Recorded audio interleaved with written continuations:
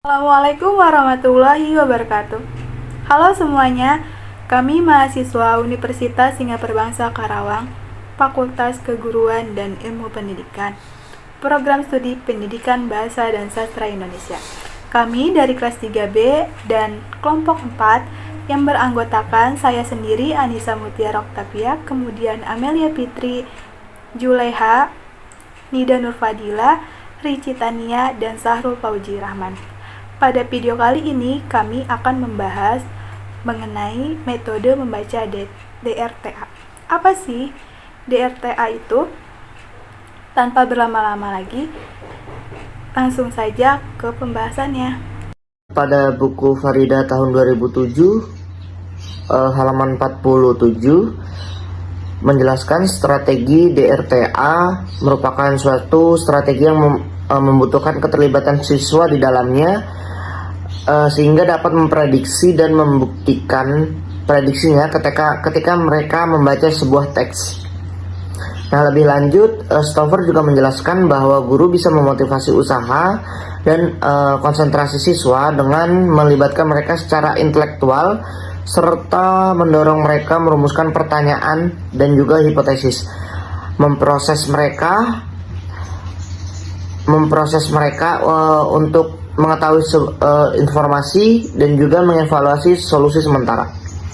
Nah, DRTA itu sendiri merupakan strategi membaca dan berpikir secara langsung, sehingga siswa dapat fokus terhadap teks serta memprediksi isi dari cerita ketika mereka membacanya.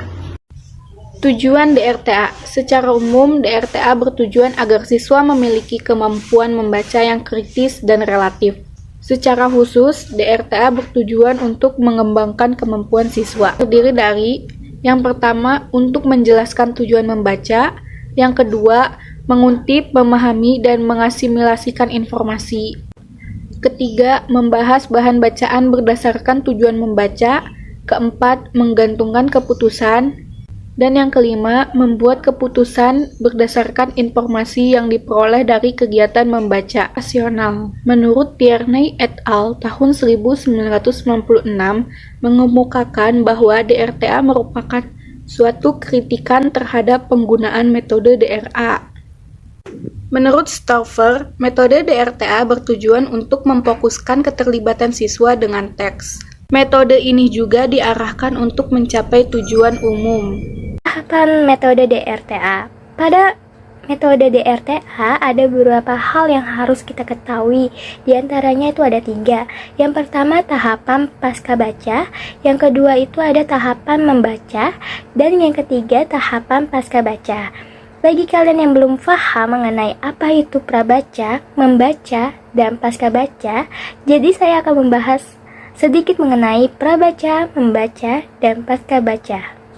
Prabaca merupakan suatu kegiatan pengajaran yang dilakukan sebelum peserta didik untuk melakukan kegiatan membaca. Jadi, dalam kegiatan ini, guru berperan untuk mengarahkan perhatian pada pengaktifan skemata peserta didik yang berhubungan dengan teks bacaan atau bacaan. Teks bacaan ini adalah suatu bahan untuk proses pembelajaran membaca.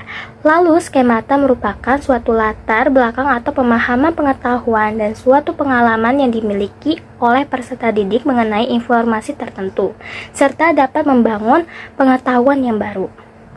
Nah, selanjutnya ada tahapan membaca. Tahapan membaca dilakukan setelah melakukan kegiatan prabaca dan dapat dilaksanakan kegiatan inti dari proses pembelajaran membaca. Jadi, pada tahapan ini adanya kegiatan memahami teks yang dibaca. Nah, selanjutnya ada tahapan pasca baca. Tahapan pasca baca adalah kegiatan yang dilakukan setelah melakukan kegiatan membaca dengan tujuan untuk mengecek atau menguji pemahaman terhadap bacaan yang telah dibaca. Baik, pada tahapan metode DRTA, yang pertama tahapan prabaca.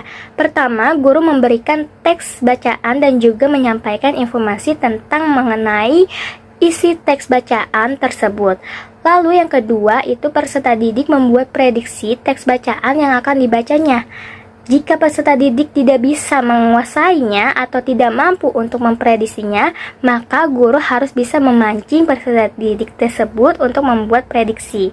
Nah, beberapa hal pancingan untuk peserta didik yang hendak membuat prediksi yaitu memberikan argumen tentang apa isi teks bacaan yang berjudul tersebut.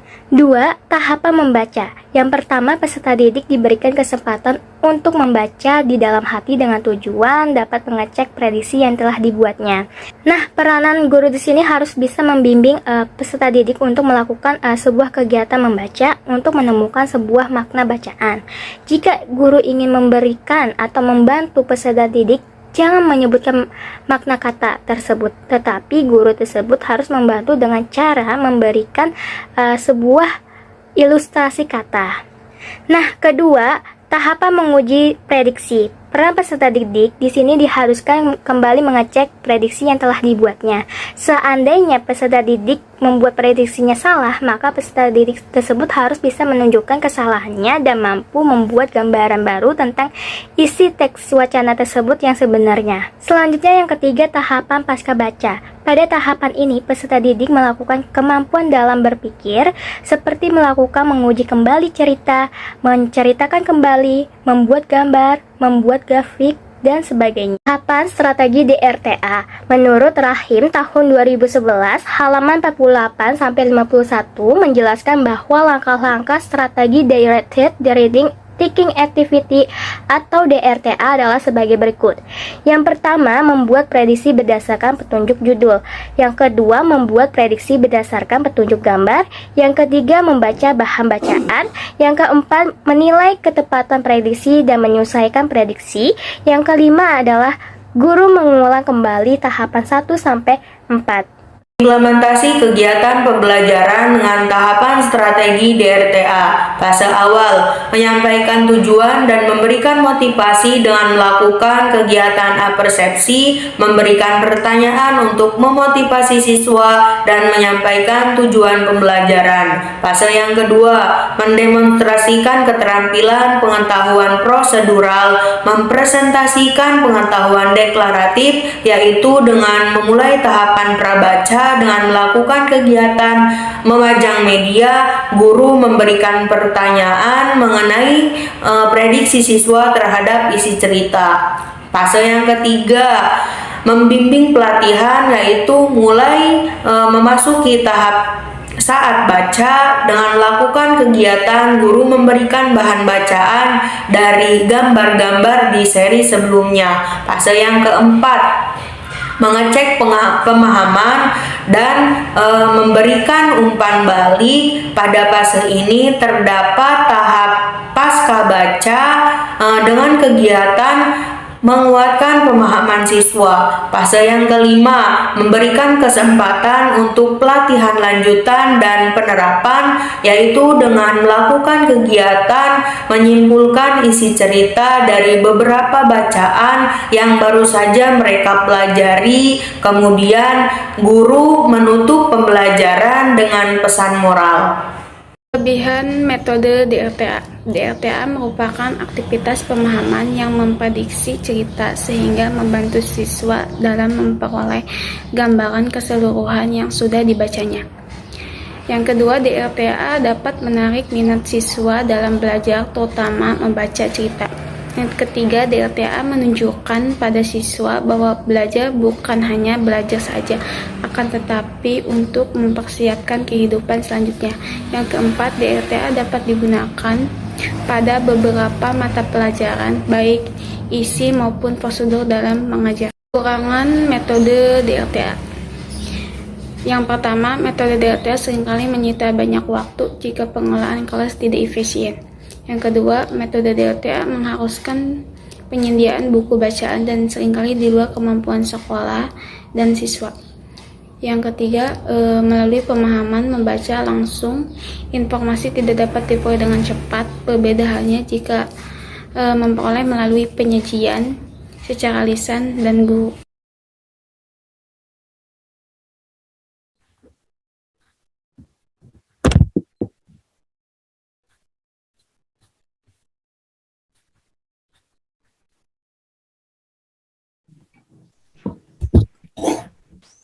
Halo semuanya, selamat siang. Apakah suara saya terdengar?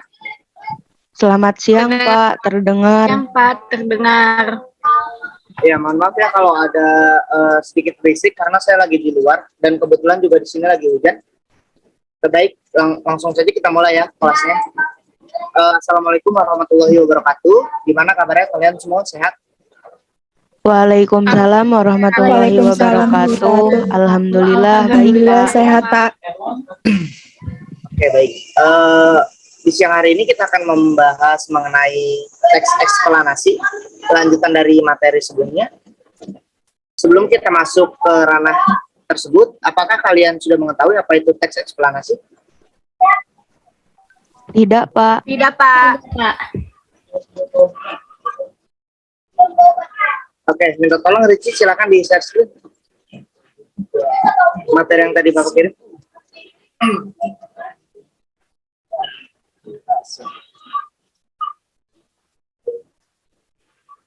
Ya, baik. Terima kasih, Ricci. Coba kalian perhatikan gambar yang paling atas. Itu gambar apa? Gunung berapi, Pak. Ya, betul sekali. Itu gambar gunung meletus. Nah, yang bawahnya itu gambar apa? Banjir. Ya, betul sekali. Itu Banjir, Pak. gambar banjir ya. Oke. Yang itu, yang ketiga, gambar apa itu? Angin puting beliung, Pak. Angin puting beliung, Pak. Ya, betul sekali. Coba bawahnya lagi. Nah, yang ini? Kebakaran hutan, Pak. Kebakaran hutan, Pak. Oke, betul. Nah, dari keempat gambar tersebut, kalian bisa nggak mendeskripsikan apa itu teks eksplanasi? Coba siapa yang bisa? Saya, Pak, bisa. Ya, Alvina ya. Ya, silakan. Mohon Baik. maaf, Pak. Anisya. Oh, Anisya ya? Oh iya, Anisya. Ya, silakan Anisya. Jadi, teks eksplanasi adalah teks yang berisi tentang proses, pengapa, dan bagaimana kejadian alam, sosial, ilmu pengetahuan, budaya, dan lainnya yang dapat terjadi suatu kejadian, baik itu kejadian alam maupun kejadian sosial yang terjadi di sekitar, selalu memiliki hubungan sebab akibat dan proses. Begitu, Pak. Ya, tepat sekali ya, Anisya. Ada lagi nggak? Saya, Pak. Amel? Ya, silakan Amel. Teks eksplanasi itu adalah teks yang berisi tentang penjelasan suatu kejadian atau peristiwa seperti kejadian alam. Sudah, Pak? Ya, betul sekali.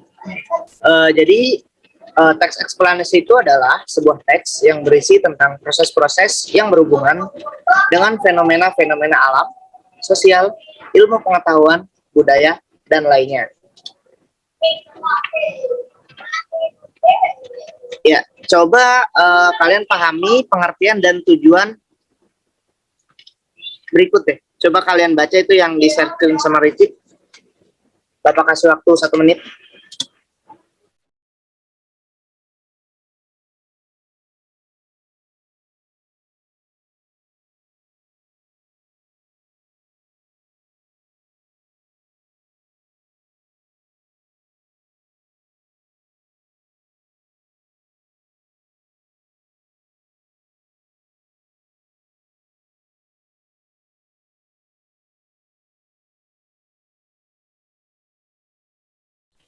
Oke, sudah belum bacanya?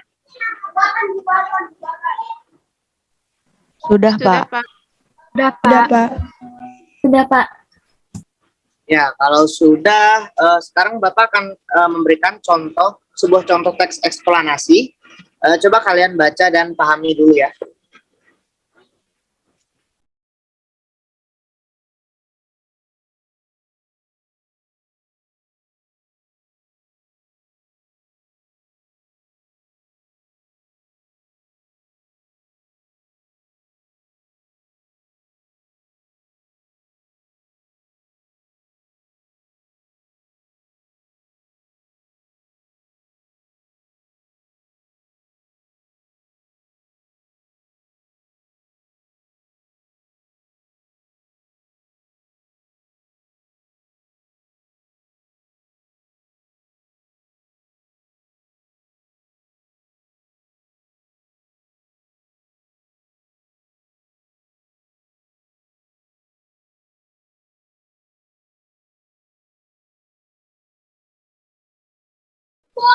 Sudah bacanya? Sudah, Pak. Sudah, Pak.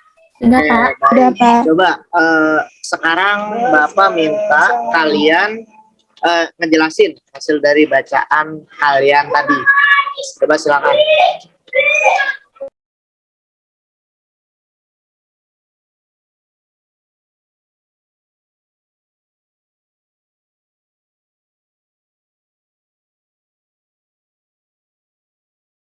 Halo?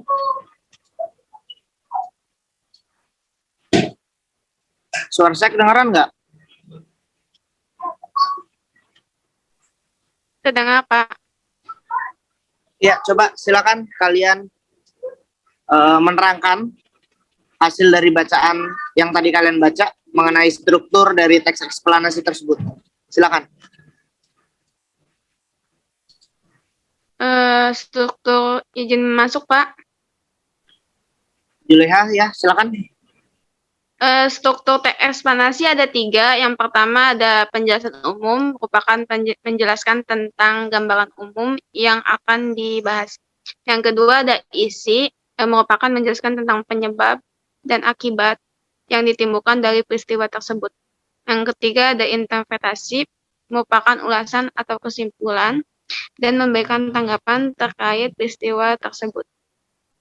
Itu saja jawaban dari saya, Pak. Ya, baik. Terima kasih ya, Juleha. Dalam teks yang Bapak berikan tadi, coba kalian tentukan dengan tepat mana yang termaksud struktur. Coba silakan. Dari struktur dulu ya. Izin masuk, Pak. Ya, silakan. Ricci Tania, silakan.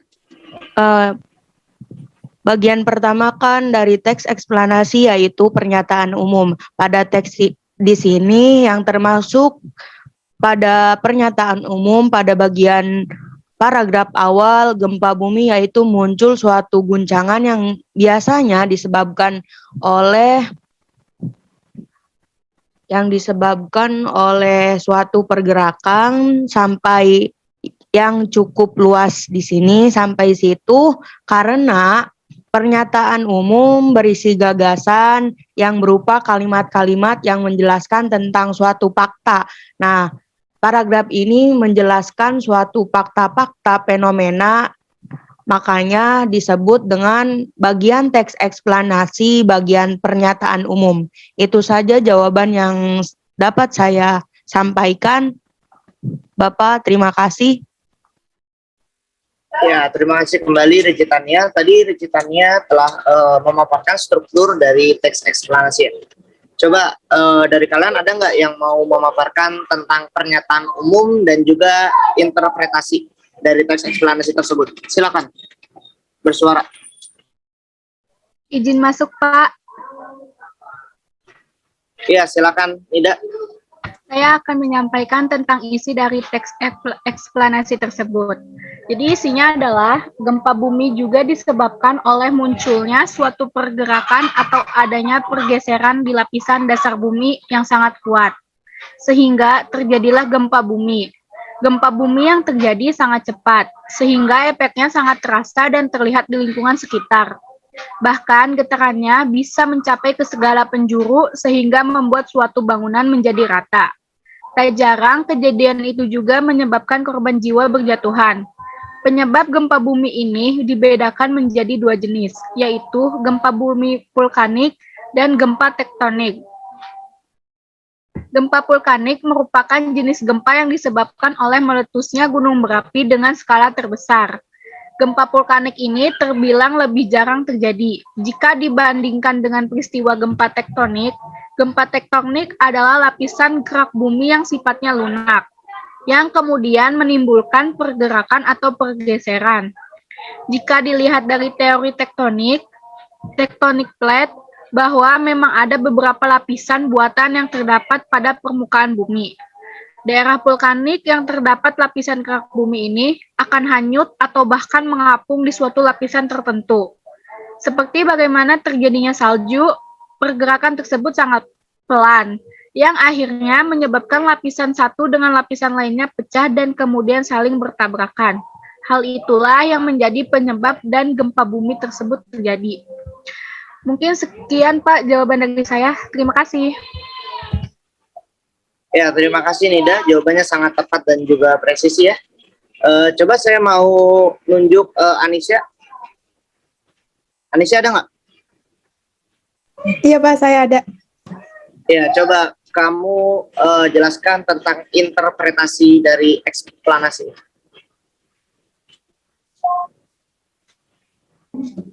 Baik Pak. Jadi gempa bumi ini bisa terjadi di kapan saja dan di mana saja, khususnya di daerah tertentu. Contohnya ada perbatasan Plat Pasifik. Mengapa hal itu terjadi?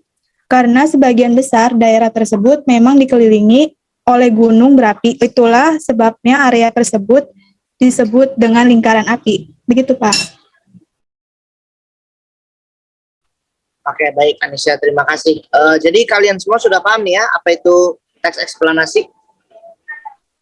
Sudah Pak. Sudah, Pak. Sudah Pak. Sudah Pak. Oke, baik.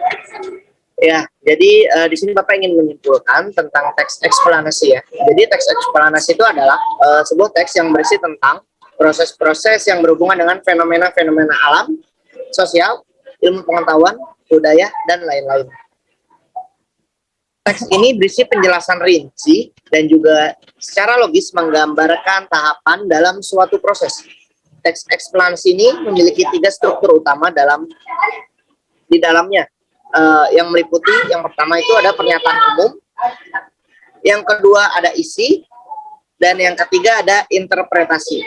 Nah, ketiga-tiganya tadi sudah kalian jelaskan ya, artinya kalian sudah paham semua. Ya, baik.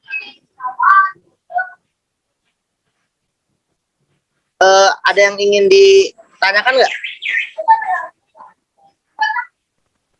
Dari saya sih sudah cukup, Pak. Sudah cukup jelas. Oke, baik. Kalau begitu langsung saja Bapak tutup ya kelas pada siang hari ini karena Bapak ada rapat dengan kepala sekolah. Terima kasih kepada kalian yang sudah hadir di kelas pada siang hari ini. Sehat-sehat semuanya. Bapak tutup. Wassalamualaikum warahmatullahi wabarakatuh. Waalaikumsalam warahmatullahi Waalaikumsalam warahmatullahi wabarakatuh. Terima kasih, Terima kasih, Pak. Bapak.